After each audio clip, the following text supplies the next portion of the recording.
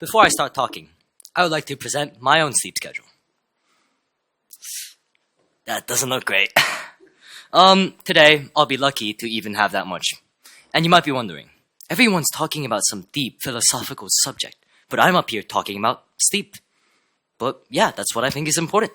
Sleep is a biological necessity. Humans need sleep to function regularly. And yet, people worldwide, we cut back on sleep for leisure, extra work, or just about anything we deem more important. Just about everyone stays up to finish projects, socialize with friends, or binge watch shows. The best of us, who have watched the most inspirational TikToks, even wake up early to head to the gym. In fact, this speech itself was written at 1 a.m. But why do we do this? Why do we shortchange such a basic human requirement? Okay, maybe there's some personal issues with self-control. But as a whole, what makes this phenomenon so widespread? Well, I would like to start off with a short story. Remember how I just mentioned my speech was written at 1 a.m.? Well, it was the day right before one of our important rehearsals, and being as responsible as I am, I had, well, absolutely nothing. And when I got home, I decided to start working at 8 and eventually sleep at 11 so that I could be healthy and good. And who could have known? By 11, I still had absolutely nothing. And as any reasonable person would, I decided to power through the night.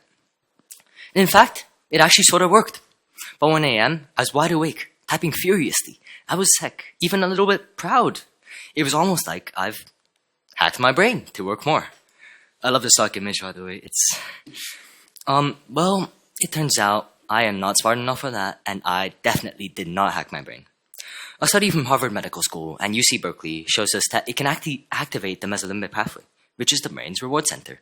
It's the same place that makes you feel good when you eat food or scroll through social media. This short dopamine rush keeps us productive, alert, and awake in the short term. It's sort of like a pat on the back. Like, hey, who needs sleep anyways? You're doing great. But sadly, this burst of pleasure or hyperfocus does take its toll on us. It leaves us moodier, less capable of regulating our emotions, and more prone to depression. In fact, one of the worst things it does is that it leads us to further underestimate just how tired we are.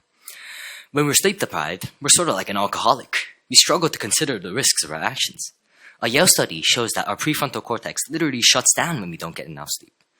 The prefrontal cortex is this one. It's the one that teenagers are known for not really having.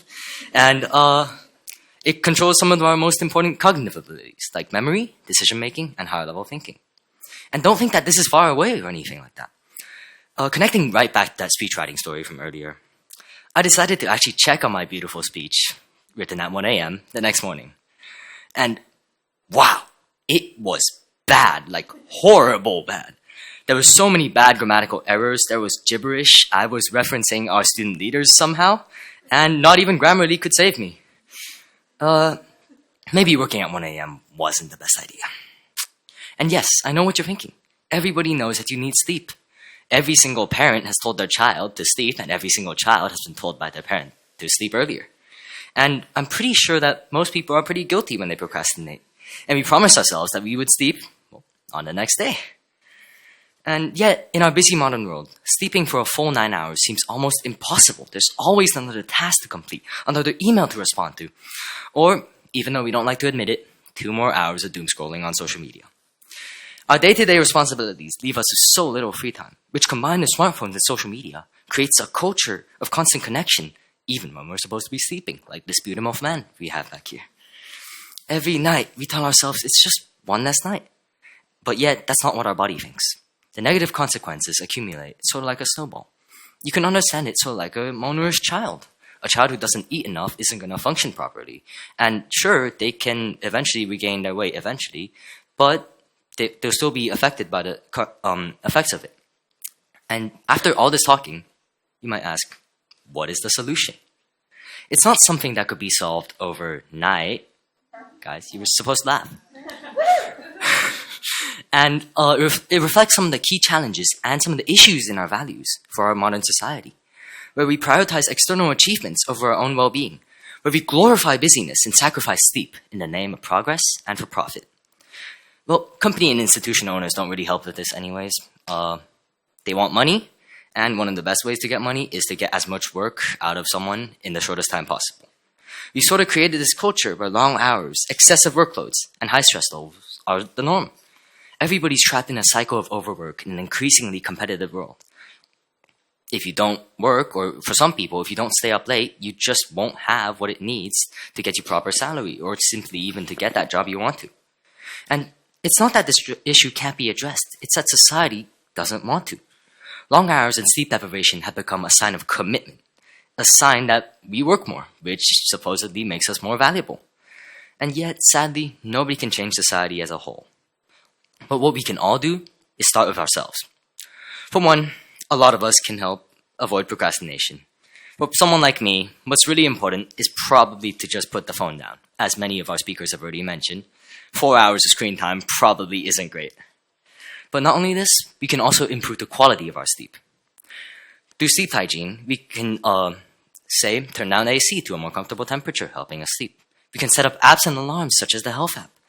And we can engage in relaxing activities like reading for English class or not writing your TEDx speech right before you sleep. But most importantly, is to keep sleep in mind. When we're just thinking about how our actions would affect our sleep, it just helps us balance out our actions that would contribute to when we sleep. For example, we decide that it isn't worth it when we're debating within ourselves. Should I procrastinate and scroll for another 2 hours? Or should I get to work on my TEDx speech? And to end this speech, sadly, I know that it probably won't be changing your life.